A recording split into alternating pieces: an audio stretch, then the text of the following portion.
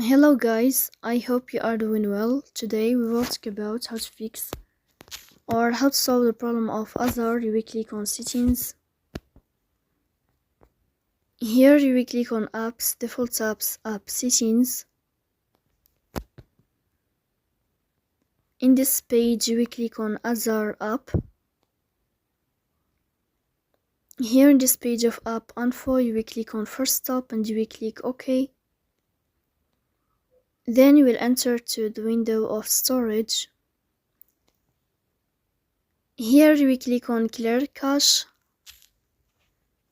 In the end, you will turn on your airplane mode and you will turn off your airplane mode again to fix that problem.